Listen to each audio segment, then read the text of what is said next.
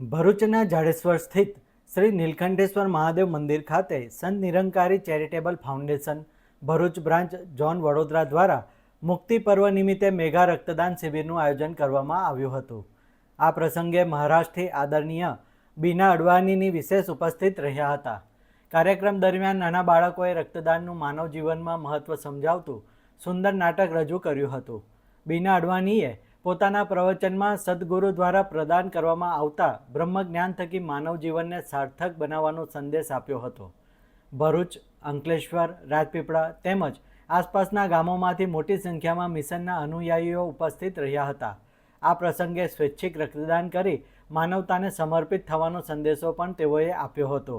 આ મહાન માનવતાવાદી કાર્યની સરાહના કરવા માટે લાયન્સ ક્લબ ઓફ ભરૂચ અને જાયન્ટ ગ્રુપ ઓફ ભરૂચના પ્રતિનિધિઓ ઉપસ્થિત રહ્યા હતા અને સંસ્થાના કાર્યકરોને મોમેન્ટો અર્પણ કરી સન્માનિત કર્યા હતા।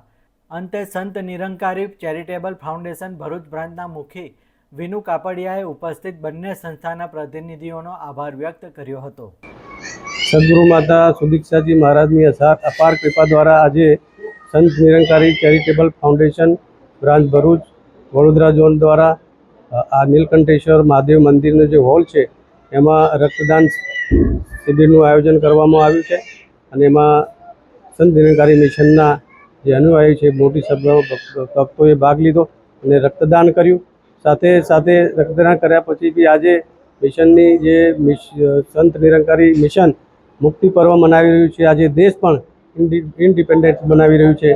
એની સાથે સાથે મુક્તિનો એક સંદેશ લઈ અને સત્સંગનું આયોજન કરવામાં આવ્યું છે। એમાં બેન બીના અડવાણીજી પુણેથી પધારી અને એમણે પણ સદગુરુ માતાજીનો એક સંદેશ આપ્યો કે સંસારની અંદર માનવતા માટે જે કાર્ય થાય છે એ કાર્યોમાં સહયોગ થવું એ જ માનવ જીવનનું લક્ષ્ય છે અને પરમાત્મા ઈશ્વરને જાણી અને ભક્તિ કરવી એમાં જ માનવ જીવન સાર્થક છે।